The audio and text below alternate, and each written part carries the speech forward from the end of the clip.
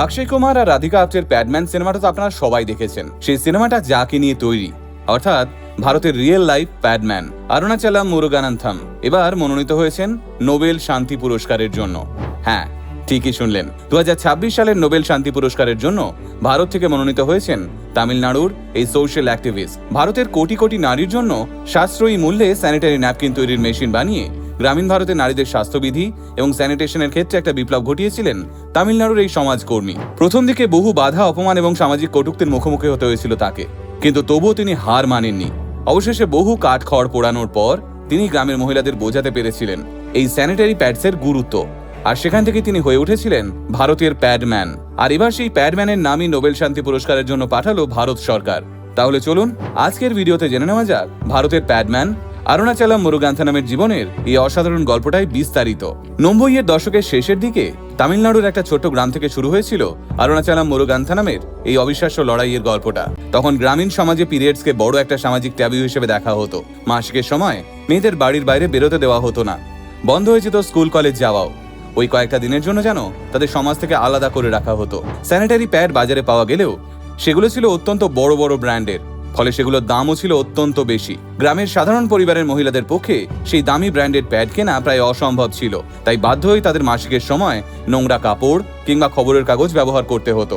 বিয়ের পর নিজের স্ত্রীর জীবনেও একই সমস্যা লক্ষ্য করেন মুরুগানান্থম। তিনি বুঝতে পারেন এটা শুধু তার স্ত্রীর একার সমস্যা নয়, ভারতের কোটি কোটি মহিলা প্রতি মাসে এই একই কষ্টের মধ্যে দিয়ে যান। আর তখনই তিনি সিদ্ধান্ত নেন কম খরচে স্যানিটারি প্যাড তৈরির একটি উপায় তিনি বের করেই ছাড়বেন। কিন্তু কাজটা যতটা সহজ মনে হয়েছিল, বাস্তবে পথটা ছিল তার থেকে অনেক বেশি কঠিন। নিজের কাজ শুরু করার পর থেকে গ্রামের মানুষ তাকে নিয়ে আলোচনা করতে শুরু করে। ধীরে ধীরে তিনি সবার কাছে হাসির পাত্র হয়ে ওঠেন। অনেকেই তাকে পাগল বলতো, কেউ কেউ আবার এক ঘরে পর্যন্ত করে দিয়েছিল। শুধু তাই নয়, একসময় তার স্ত্রীও কিছু সময়ের জন্য তাকে ছেড়ে চলে যান। তবুও তিনি হার মানেননি। নিজের আবিষ্কার ঠিকভাবে কাজ করছে কিনা সেটা বোঝার জন্য তিনি নিজেই নানা ধরনের অদ্ভুত পরীক্ষা নিরীক্ষা চালাতে থাকেন। অবশেষে বহু বাধা, অপমান আর সংগ্রামের পর সফল হন মুরুগানান্থম। বহু বছরের কঠোর পরিশ্রম আর অসংখ্য ব্যর্থতার পর অবশেষে তিনি তৈরি করেন এমন একটা মেশিন যার সাহায্যে খুব কম খরচে স্যানিটারি প্যাড তৈরি করা সম্ভব। তার এই আবিষ্কার শুধু একটা নতুন পণ্য ছিল না, বরং ছিল একটা সামাজিক বিপ্লব। আজ ভারতের 27টা রাজ্য সহ বিশ্বের 100টিরও বেশি দেশে তার এই মডেল ব্যবহার করা হচ্ছে। আফ্রিকা থেকে শুরু করে দক্ষিণ পূর্ব এশিয়ার বহু দেশেও পৌঁছে গেছে তার এই টেকনোলজি। সবশেষে গুরুত্বপূর্ণ বিষয়টা হলো এই পুরো ব্যবস্থাটাই পরিচালনা করেন গ্রামের সাধারণ মহিলারা। ছোট ছোট উৎপাদন কেন্দ্রে মহিলারা নিজেরাই স্যানিটারি প্যাড তৈরি করেন, সেগুলো বিক্রি করেন এবং সেখান থেকে উপার্জনও করেন।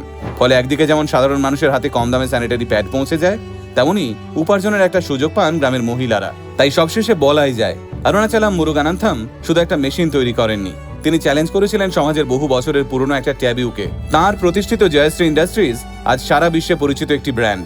নারীদের মধ্যে স্বাস্থ্য নিয়ে সচেতনতা তৈরির ক্ষেত্রে অরুণাচলম মুরুগানান্থম অন্যতম একজন মানুষ। আর সমাজের প্রতি এই অসাধারণ অবদানের জন্যই আজ মুরুগানান্থম পৌঁছে গিয়েছেন নোবেল শান্তি পুরস্কারের মঞ্চে। তিনি শেষ পর্যন্ত এই সম্মান জিততে পারবেন কিনা সেটা অবশ্য সময়ই বলবে, কিন্তু কোটি কোটি ভারতবাসীর কাছে তিনি ইতিমধ্যেই হয়ে উঠেছেন সত্যিকারের একজন হিরো। ভারতের রিয়েল লাইফ প্যাডম্যানের গল্পটা আপনাদের কেমন লাগলো অবশ্যই কমেন্ট করে জানাবেন।